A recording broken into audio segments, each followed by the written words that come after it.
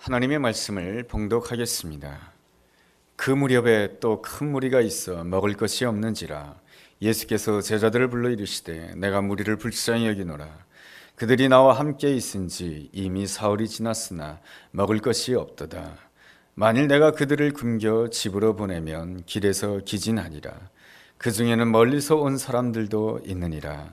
제자들이 대답하되 이 광야 어디서 떡을 얻어 이 사람들로 배부르게 할 수 있으리이까? 예수께서 물으시되 너희에게 떡 몇 개나 있느냐? 이르되 7이로소이다 하거늘. 예수께서 무리를 명하여 땅에 앉게 하시고 떡 7개를 가지사 축사하시고 떼어 제자들에게 주어 나누어 주게 하시니 제자들이 무리에게 나누어 주더라. 또 작은 생선 2마리가 있는지라 이에 축복하시고 명하사 이것도 나누어 주게 하시니 배불리 먹고 남은 조가 7광주리를 거두었으며 사람은 약 4,000명이었더라. 예수께서 그들을 흩어보내시고 그 제자들과 함께 배에 오르사 달마누다 지방으로 가시니라. 우리는 모두가 다 성공적인 인생을 살고 싶어 합니다. 성공적인 인생을 산 사람들의 특징을 본다라고 한다면 하나같이 다 자신의 마음을 잘 관리했다라고 하는 것입니다. 이채욱 씨가 쓴 행운아 마인드라고 하는 책을 읽어보았습니다. 이채욱 씨는 인천국제공항의 사장님이십니다. 그의 책을 읽어보면 그는 어린 시절에 가난한 시골에서 성장했다라고 합니다. 그가 꿈이 있었는데 무엇이냐면 중학교를 졸업해서 읍내에 있는 철공소 직원이 되는 것이 꿈이었습니다. 그런데 감사하게도 고등학교를 진학하게 됩니다. 고등학교를 진학하게 되면서 새로운 꿈을 가지게 되었는데 그 꿈은 읍내에 있는 동사무소 면서기가 되는 것이 그의 꿈이었습니다. 내가 철공소 직원이 된다라고 한다면, 내가 동사무소의 면서기가 된다라고 한다면 내가 적어도 밥 굶고 살지는 않을 것이다. 이러한 생각을 가졌던 것이죠. 그런데 그가 선생님의 그 장학생 추천으로 인하여서 대구에 있는 영남대를 들어가게 됩니다. 영남대를 졸업하고 또 삼성에 들어가고 현재는 인천국제공항의 사장님으로 또 일을 하고 있습니다. 그가 하버드 대학에 가서 강연할 기회가 있었다라고 합니다. 그 하버드 대학에 가서 학생들에게 강연을 할 때에 그가 강연하고자 했던 핵심적인 내용은 이것입니다. 마음을 잘 관리해야 된다라고 하는 것입니다. 일이 잘 되지 않는 사람들을 보면은 항상 자신은 불운하다라고 생각한다라고 하는 것입니다. 언제나 내가 가는 곳에는 돈이 피해가고 내가 어떠한 순간에 있다 할지라도 한 번도 나를 진심으로 적극적으로 도와주는 사람을 한 번도 만나지 못했다라고 생각한다라는 것입니다. 함께 일하는 사람들은 늘 나를 왕따시키고 내가 재수가 없어가지고 취직하기 힘든 시대에 태어나서 내가 좋은 직장에 들어가지 못했다라고 하는 것이 참 나는 불운하다라고 그렇게 생각한다라고 하는 것입니다. 그러한 사람들은 늘 없는 것만 생각하고 결핍된 것을 생각하다가 없이 산다라고 하는 것이죠. 그에 비해서 일이 잘 되는 사람들은 하나같이 다 자기 자신을 행운아라고 생각한다라고 하는 것입니다. 그런 사람에게는 늘 좋은 일만 있을 것 같지만 그렇지가 않습니다. 대부분의 사람들에게 남들이 알지 못하는 고난이 있고 어려움이 있습니다. 그 고난과 그 어려움 가운데서 낮은 자리에 처할 줄 알고 그 낮은 자리에서 작은 일에 충성할 줄 아는 그러한 사람이 되었을 때 반드시 좋은 기회가 열리더라라고 하는 것입니다. 어떤 이는 아르바이트 일을 하면서 이 아르바이트는 누구나 다 하는 일이라고 해가지고 하찮은 일이라고 생각하면서 대충 하는 사람이 있는가 하면은 어떤 이는 그 하찮은 일을 달인의 수준으로 하더라라고 하는 것입니다. 우리가 그의 강의를 통해서 배워야 될 것이 있는데 그것은 다른 사람들이 하찮게 보이는 그 일도 그는 최선을 다한다라는 것입니다. 그럴 때에 자기가 생각지 못했던 시간에 좋은 기회가 열리더라라고 하는 것입니다. 그러면서 그는 항상 이렇게 생각했다라고 하는 것이죠. 나는 행운아라고 말이죠. 물론 오늘 일이 잘 되지 않는다라고 한다면, 이 사람의 이야기를 읽는다라고 한다면 조금 상처가 될 것입니다. 그러나 이 사람의 이야기를 본다라고 한다면 성경에 나와 있는 형통의 사람들과 유사한 삶의 태도를 가졌다라고 하는 것을 알 수가 있습니다. 성경에 나와 있는 이 아브라함이나 요셉이나 이러한 다윗이나 형통한 사람들을 보면 자신의 연약함에 대해서 늘 정직할 줄 알았다라고 하는 것입니다. 그리고 인생의 밑바닥 가운데 떨어졌다 할지라도 작은 일에 충성할 줄 알았다라고 하는 것입니다. 그럴 때에 하나님께서 그에게 새로운 기회를 주시고 그 새로운 기회 또한 충성함으로 인하여서 하나님이 주시는 은혜와 축복을 누림으로 인하여서 형통한 사람들의 특징은 항상 이렇게 생각한다라고 하는 것입니다. 하나님이 나를 축복하신다. 나는 축복받은 사람이다. 나는 본질상 진노의 자녀였는데 내가 하나님의 자녀가 되고 내가 하나님의 축복을 받는 사람이 되었다. 나에게 어떠한 일이 있다 할지라도 하나님께서는 모든 것을 합력하여 선을 이루신다. 이러한 생각을 가지고 살아가는 사람이 바로 형통한 사람이요, 아름다운 마음을 가진 사람이며, 이 세상을 살아갈 때나 신앙생활을 할 때나 가져야 될 올바른 마음이며 태도인 것입니다. 그런 점에 있어서 마음을 잘 관리한다라고 하는 것은 대단히 중요한 것입니다. 특별히 신앙생활에 있어서 마음은 대단히 중요한 것입니다. 주님께서 우리를 향해서 이웃을 사랑하라고 하십니다. 이웃을 사랑하는 것도 어디에서 하는 것입니까? 마음에서 하는 것이죠. 이웃을 향해서 시기하고 질투하고 미워하는 것도 어디에서 하는 것입니까? 마음에서 하는 것입니다. 악한 영이 역사하는 것도 어디입니까? 마음인 것이죠. 그에 비해서 하나님의 영이신 성령님께서 역사하는 것도 마음인 것입니다. 우리가 믿는 예수님이 지금 어디에 계십니까? 바로 우리 마음 가운데 계시는 것이죠. 그런 점에 있어서 마음을 잘 관리한다라고 하는 것은 얼마나 중요한 일인지 모릅니다. 주님께서는 마음의 변화가 없는 사람을 일컬어서 마가복음 7장 6절에서 이렇게 말씀해 주고 있습니다. 이 백성이 입술로는 나를 공경하고 있지만 마음은 내게서 멀도다 라고 말씀해 주고 있습니다. 이 말씀은 누구를 향해서 말씀해 주시는 것이냐면 바리새인들과 서기관들을 향해서 주시는 말씀입니다. 바리새인들과 서기관들은 누구보다도 성경을 열심히 읽는 자였고 누구보다도 예배에 열심히 참석하는 사람이었습니다. 그럼에도 불구하고 그들은 나에게 행하신, 우리에게 행하신 하나님의 마음이 무엇인지, 아버지의 마음이 무엇인지를 헤아리기보다는 종교적인 전통에만 얽매여 있었던 사람들입니다. 종교적인 전통을 가지고 자기를 우월하게 생각했고 종교적인 전통을 가지고 다른 사람들을 정죄하는 데 사용하였던 것입니다. 이러한 그들에게는 남다른 열심이 있었지만 그 열심과는 반대로 주님께서는 이들을 향해서 이렇게 말씀해 주는 것이죠. 이 백성들은 입술로는 나를 공경하지만 마음은 내게서 멀구나 라고 말이죠. 마음의 변화가 없는 바리새인들과 서기관들을 향한 주님의 질책인 것입니다. 마음의 변화가 없는 사람은 바리새인이나 서기관뿐만 아니라 주님을 따라다니는 제자들에게도 마음의 변화가 부족하였던 것입니다. 마가복음 6장 52절에 보면은 주님께서 제자들을 향해서 이렇게 말씀해 주십니다. 너희 마음이 둔하다라고 말이죠.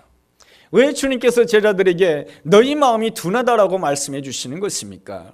그것은 제자들이 갈릴리 바다를 건너게 되었을 때 풍랑을 만나게 됩니다. 풍랑을 만남에도 불구하고 주님께서는 이미 그들과 함께 계셨는데 풍랑 가운데서도 우리 주님께서 나와 함께 하신다라고 한다면 이 풍랑을 통해서도 좋은 일이 일어날 것을 믿습니다라고 하는 아름다운 믿음의 고백을 가졌어야 되는데 그 풍랑 가운데서 풍랑만 보고 나와 함께 하시는 주님을 보지 못했기 때문에 그런 것입니다. 그러한 제자들을 향해서 주님께서 뭐라고 말씀해 주시냐면 참 너희들의 마음이 둔하다라고 말씀해 주고 있습니다. 어떻습니까? 내 마음은 둔합니까? 아니면 나는 주님께서 나와 함께 하심에 대해서 예민한 마음을 가지고 있습니까? 마가복음 6장부터 8장까지 쭉 읽어보게 되면 조금 특이한 점을 발견하게 됩니다. 마가복음 6장서부터 8장까지 두 가지 이적의 기사가 나오게 됩니다. 마가복음 6장에는 오병이어 기적을 통하여서 남자만 5천 명, 그러니까 장정만 5천 명, 그러니까 여인을 합하고 아이들을 합한다라고 한다면 2만 명이 될 것입니다. 오병이어를 가지고 2만 명을 먹이는 놀라운 기적의 역사가 일어났고요. 또한 마가복음 8장을 읽어본다라고 한다면 칠병이어를 가지고 주님께서는 사람의 수 4천 명이라고 기록되어 있습니다. 4천 명을 먹이는 놀라운 기적의 역사가 일어났습니다. 가만히 두 기적을 비교해 본다 할지라도 앞에 있는 기적이 더 큰 기적인 것 같습니다. 오병이어로 어린아이, 여인을 합쳐서 2만 명 먹인 것이 마가복음 8장에 나와 있는 그저 칠병이어를 가지고 4천 명을 먹인 것보다 더 큰 기적인 것 같습니다. 이 성경을 기록할 때에 앞에 큰 기적을 기록해 놓고 뒤에 조금 비슷한 작은 기적을 기록해 놓는다라고 한다면 이 성경을 읽을 때에 칠병이어의 기적이 눈에 잘 보이지 않게 됩니다. 그냥 주님께서는 그냥 이 성경에다가 오병이어의 기적만 기록하면 될 것을 왜 칠병이어의 기적까지 연이어서 기록하시게 하신 것일까? 여기에는 바로 이유가 있는 것입니다. 하나님께서는 이렇게 성경을 만드실 때에는 언제나 한치의 오류도 없이 하나님께서는 그 놀라운 계획을 가지고 만드시는 것입니다. 그렇다고 한다면 이 오병이어의 기적도 기록되어 있고 칠병이어의 기적도 기록되어 있다라고 한다면 이 두 기적이 유사해 보이지만은 분명한 차이점이 있다라고 하는 것을 우리는 알아야 되는 것입니다. 먼저 우리는 오병이어의 기적에 대해서 살펴볼 필요가 있습니다. 왜 주님께서는 오병이어를 통해서 2만 명이 되는 수많은 사람들을 먹이는 놀라운 기적을 행하셨을까? 무엇을 가르쳐 주기 위한 것일까? 그것은 요한복음 6장에서 해답을 주고 있습니다. 요한복음 6장을 통해서 가질 수 있는 해답이 무엇이냐면 이 오병이어의 기적은 바로 예수님만이 생명의 떡이다라고 하는 것을 가르쳐 주기 위한 것임을 설명해 주고 있습니다. 다시 마가복음 6장으로 돌아와서 보게 되면은 예수님께서 말씀을 전하실 때 큰 무리가 2만 명이나 되는 수많은 무리가 예수님 앞에 운집해 있었습니다. 그들을 보실 때 주님께서 걱정하신 바가 있었는데 무엇을 걱정하셨냐면은 저 사람들을 내가 보니까 목자 없는 양과 같다라고 말씀해 주고 있습니다. 주님께서 그 수많은 무리들을 바라보면서 주님께서 근심하고 걱정한 것이 무엇이냐면 영적인 문제에 대해서 근심했던 것입니다. 양에게 있어서 중요한 존재는 누구입니까? 목자 아니겠습니까? 양은 여러 가지로 방어 능력이 없고 힘이 없는 존재인 것입니다. 목자가 없다라고 한다면 푸른 초장에 갈 수도 없고 쉴만한 물가로도 갈 수가 없습니다. 사망의 음침한 골짜기를 지날 수도 없는 것이며 원수의 목전 앞에서는 절망하고 낙심할 수밖에 없는 것이 바로 양의 연약한 점인 것입니다.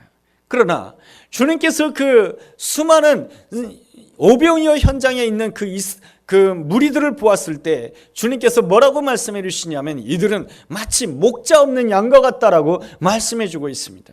다시 말하면 그들은 바로 자기 소견에 옳은 대로 행하는 사람들이다라고 하는 것입니다. 이렇게 주님께서 말씀을 전할 때에 예배의 자리로 나온다라고 한다면 하나님의 백성으로서 하나님의 아들 하나님의 딸로서 언제나 하나님의 인도를 받으며 말씀의 인도를 받아야 됐음에도 불구하고 자기 소견에 오른 대로 위급한 대로 자기에게 힘이 되는 대로 형편에 따라서 자기의 소견을 옳은 대로 행하는 그러한 사람들이 바로 오병이어 현장에 있는 그러한 큰 무리의 영적인 현실이었다라고 하는 것입니다. 물론 그 사람들도 배가 고팠습니다. 그러나 주님 보시기에는 그들이 당장 육신이 배가 고픈 것보다 더 걱정스러운 것이 있었는데 그들의 영적인 현실, 목자 없는 양과 같은 영적인 현실에 대해서 주님께서는 더 걱정하고 있었던 것입니다. 주님 앞에 있는 오병이어 현장에서 수많은 무리를 바라볼 때 오히려 제자들이 그 무리에 먹을 것을 걱정하게 됩니다. 그래서 예수님께 이렇게 말씀을 드리죠. 예수님, 저들로 하여금 마을로 가서 자기들이 먹을 것을 먹게 하시죠 라고, 저들의 먹는 문제, 사는 문제를 해결하게 하시죠 라고 주님께 말씀을 드리고 있습니다. 그랬을 때 주님께서 제자들에게 묻습니다. 갈 것 없다, 너희들이 주어라 라고 말씀해 주십니다.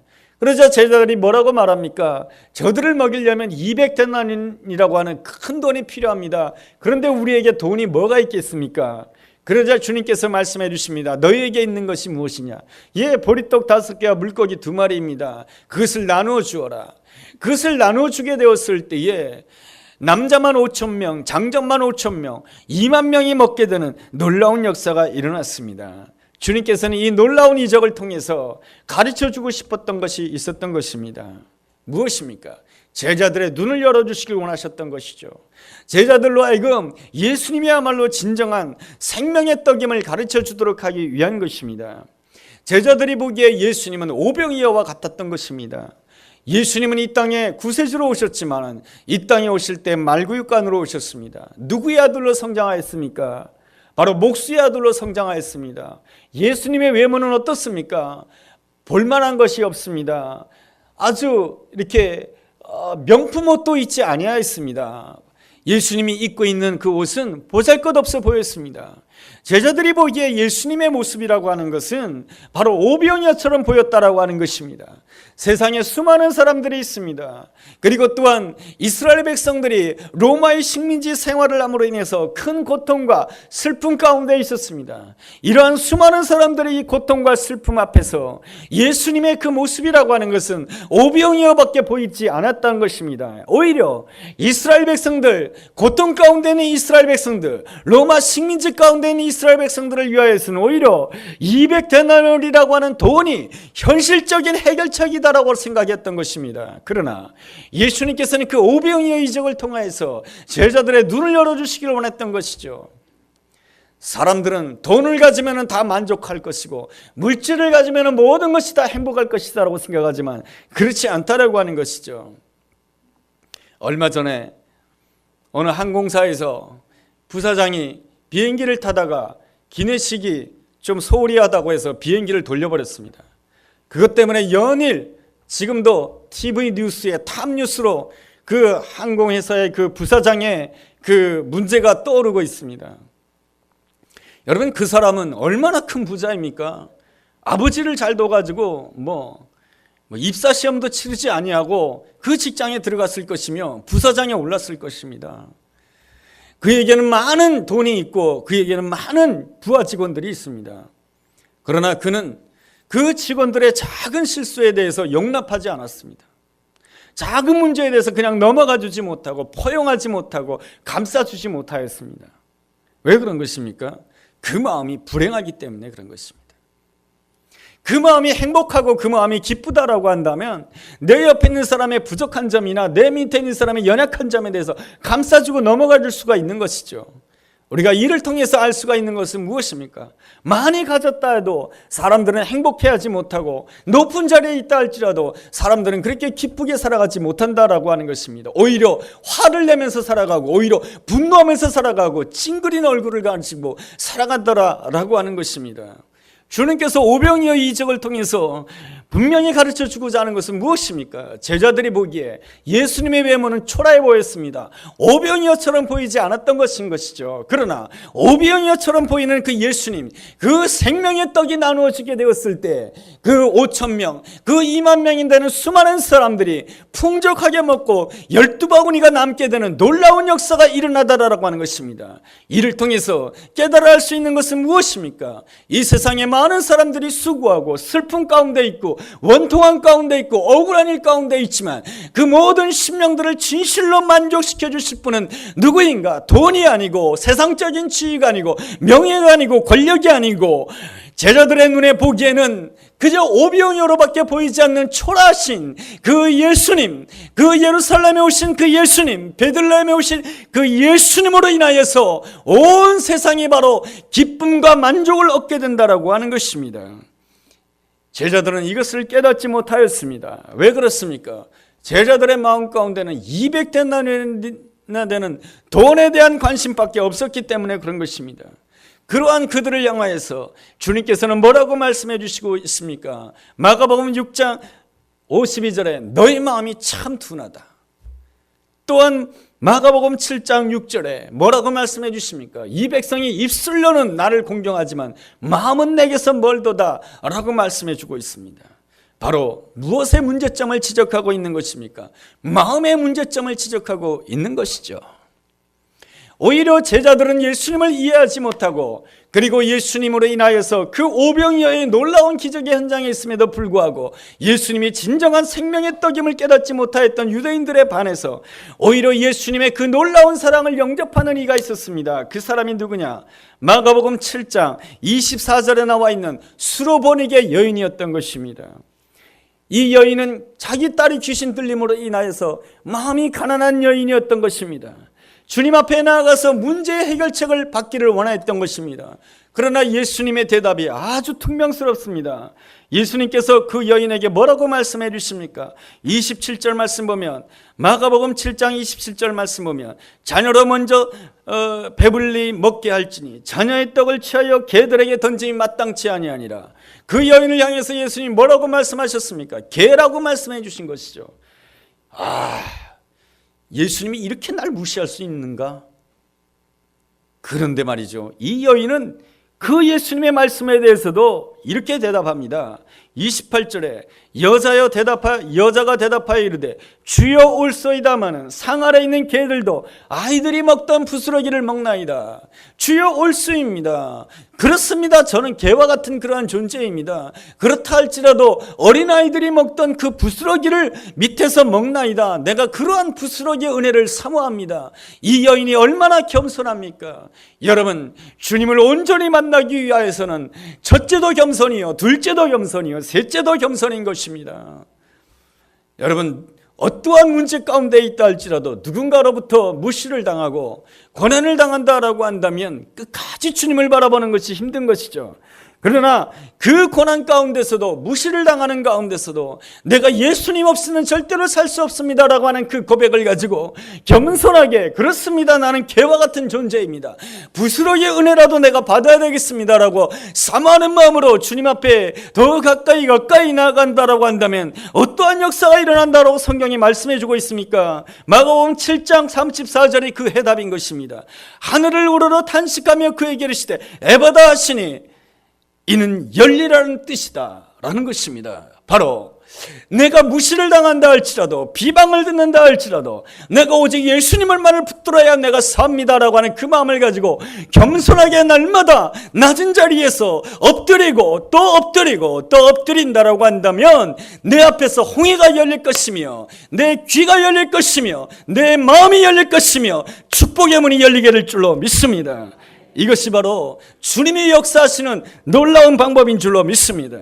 이렇듯 주님의 십자가 사랑에 대해서 귀가 열리고 마음이 열린 자들이 참여하는 현장이 어디입니까? 마가복음 8장에 나와 있는 칠병이어의 현장인 것입니다. 8장 2절 말씀 보면 이러한 말씀이 있습니다. 내가 무리를 불쌍히 여기노라. 그들이 나와 함께 있은지 이미 사흘이 지났으나 먹을 것이 없도다 라고 말씀해 주고 있습니다. 여러분, 이 칠병이어의 현장에 왔던 사람들은 바로 주님과 함께 있기를 사모해서 사흘 동안 먹는 것도 잊어버릴 정도로, 이 배고픔도 잊어버릴 정도로, 이 잊어버렸다기보다도 이 배고픔의 문제보다 내가 주님과 함께 있는 것이 내 인생에 가장 소중합니다. 그 고백을 가지고 사흘길이나 주님과 동행했던 사람이 바로 이 칠병이어의 현장에 있는 무리들인 것입니다. 사흘길은 바로 어떠한 길입니까? 내가 죽는 길이며 나를 내려놓는 길인 것입니다. 하나님께서 아브라함에게 말씀하십니다. 너의 아들 이삭을 바쳐라. 그랬을 때 아브라함이 그 아들을 데리고 모리아산으로 올라가게 됩니다. 모리아산으로 올라갈 때 며칠 길을 갔다라고 성경에서 기록해 주고 있습니까? 사흘 길을 갔다라고 말씀해 주고 있습니다. 예수님께서 겟세마네 동산에서 피땀 흘리면서 기도하면서 내 뜻대로 마옵시고 아버지 뜻대로 하옵소서 하면서 나를 완전히 내려놓게 되었을 때 예수님께서는 십자가의 길을 며칠 동안 가셨던 것입니까? 사흘 길을 가셨던 것이죠. 십자가에 죽으시고 3일 동안 무덤 가운데 계셨던 것입니다. 그러므로 사흘 길이라고 하는 것은 나를 내려놓는 길이며 사흘 길이라고 하는 것은 나를 죽이는 길인 것이죠. 그러한 자들을 향해서 주님께서는 뭐라고 말씀해 주십니까? 8장 2절 하반절에 이미 사흘이 지났으나 먹을 것이 없도다. 3절 말씀에 만일 내가 그들을 굶겨 집으로 보내면 길에서 기진하리라. 그 중에서는 멀리 온 사람들도 있느니라. 그 중에서는 멀리 온 사람들도 있느니라. 그 중에서는 예배의 자리에 참석하기 힘든 자리도 있느니라. 그들 가운데는 기도의 자리에 참석하기 힘든 사람도 있느니라.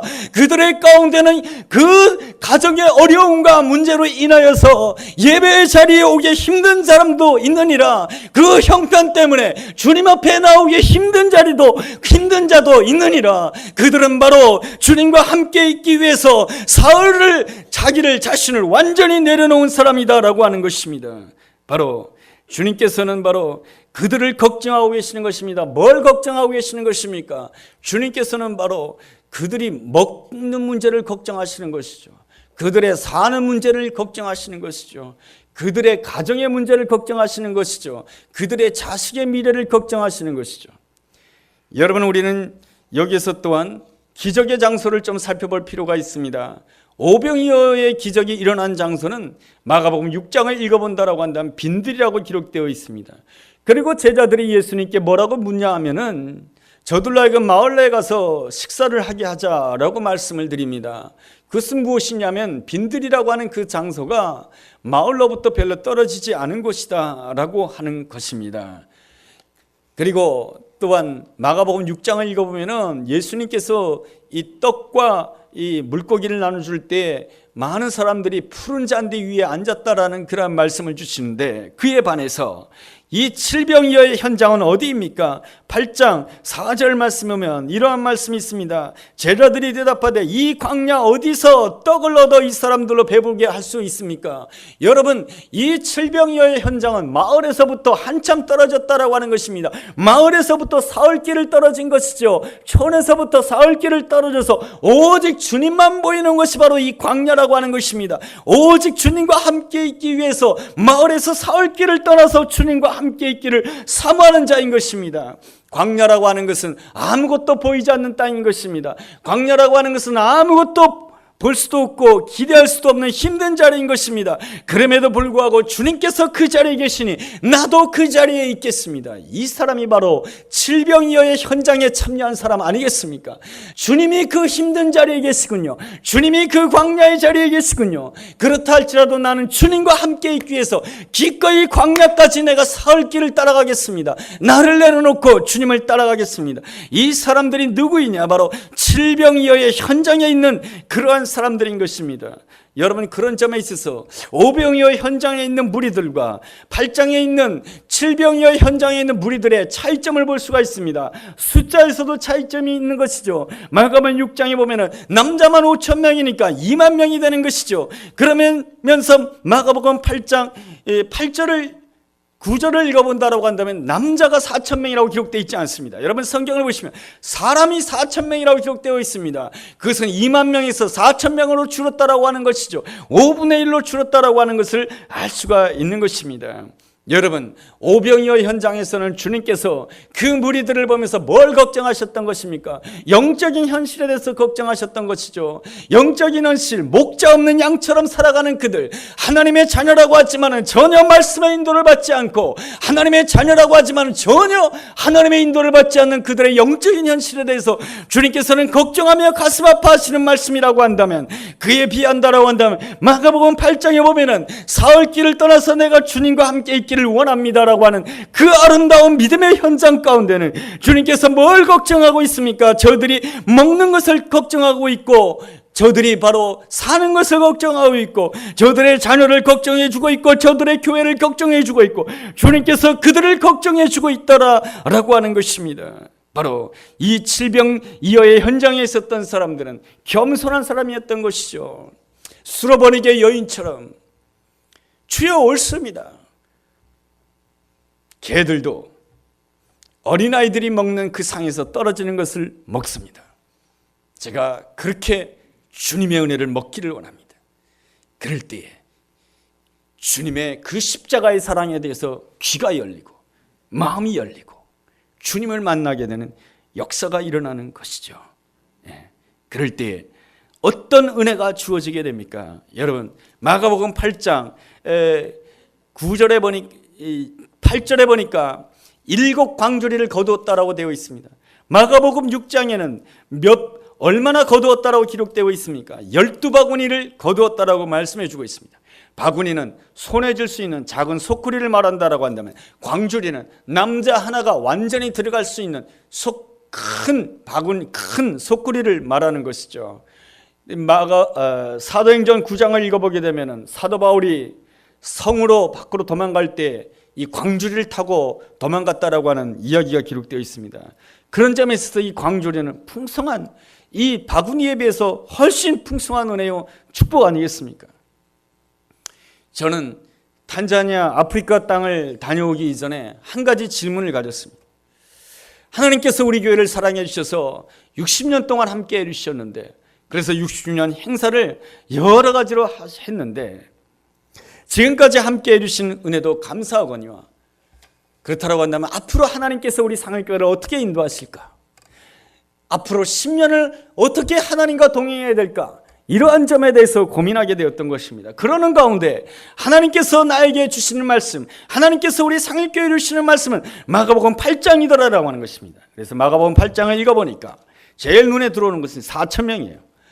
그래서 우리 하나님께서 우리 상일교회를 4,000명 만들어 주시는가 보다, 그렇게 생각하다가 앞에 보니까 마가복음 6장에 5,000명이에요. 그러면 차라리 하나님께서 마가복음 8장으로 축복하지 마시고 마가복음 6장으로 축복하시지, 오병이어를 통해서 남자만 5,000명이니까 2만 명이니까 이게 더 많지 않나, 이게 더 큰 축복이 아닌가, 그런 생각을 하다가 마가복음 6장부터 8장까지 계속 읽어보니까 그 하나님께서 마가복음 8장을 통해서 저와 우리 상일교회에 주시고자 하는 진정한 의미를 깨닫게 된 것입니다. 오병이어 현장에 있는 사람들은 어떠한 사람인가? 늘 먹고 사는 문제에만 얽매임으로 인하여 가지고 그들의 마음 가운데는 바로 예수님이 오병이어밖에 보이지 않는 것이죠.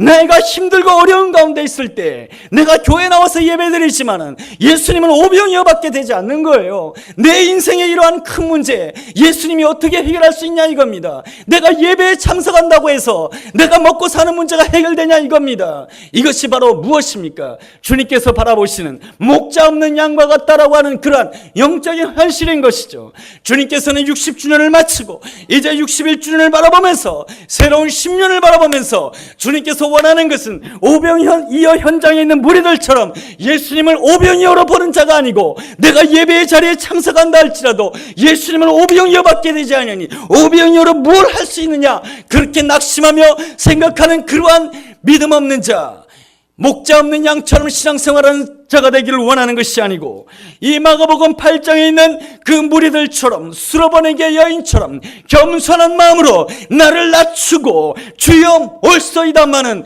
개들도 주인의 상에 떨어지는 부스러기를 먹습니다. 그러한 마음으로 주님의 은혜를 내가 사모할 때에 사흘길을 쫓아서 주님과 동행할 수 있는 사람, 나를 철저하게 사흘길 동안 내려놓을 수 있는 사람, 아브라함이 자기 아들을 하나님께 드리기 위해서 사흘길을 모리아산으로 올라간 것처럼 예수님께서 그 자신을 온전히 드리기 위해서 3일 동안 무덤에 계셨던 것처럼, 죽음 가운데 계셨던 것처럼 나도 사흘길 동안 철저하게 나를 내려놓기를 원합니다.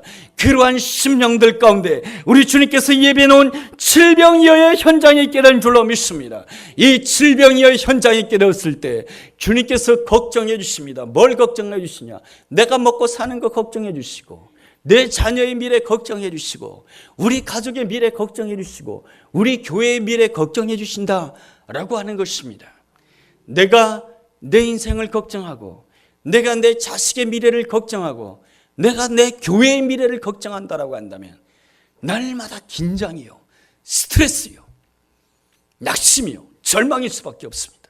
그러나 전능하신 하나님께서, 나를 위하여 십자가에 피 흘리신 예수 그리스도께서 내 먹고 사는 문제에 대해서 걱정해 주시고, 내 자녀의 미래에 대해서 걱정해 주시고, 우리 상일교회 앞으로 10년에 대해서 걱정해 주신다라고 한다면 어떠한 은혜의 역사가 있는가? 마가복음 8장 8절에 있는 말씀처럼 일곱 광주리가 남게 되는 놀라운 은혜와 축복이 있게 될 줄로 믿습니다. 이 놀라운 은혜가 우리 모두에게 함께하기를 주의 이름으로 축원합니다.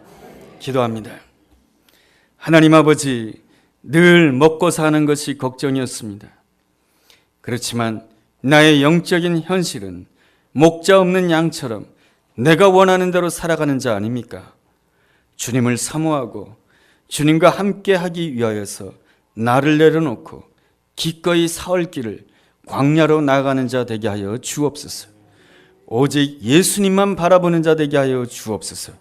그래서 주님께서 걱정해 주시고 주님께서 해결해 주신 인생, 그래서 일곱 광주리가 남는 풍성한 축복을 누리는 새로운 10년을 꿈꾸고 새로운 10년을 맞이하게 하여 주옵소서. 예수님의 이름으로 기도했습니다. 아멘.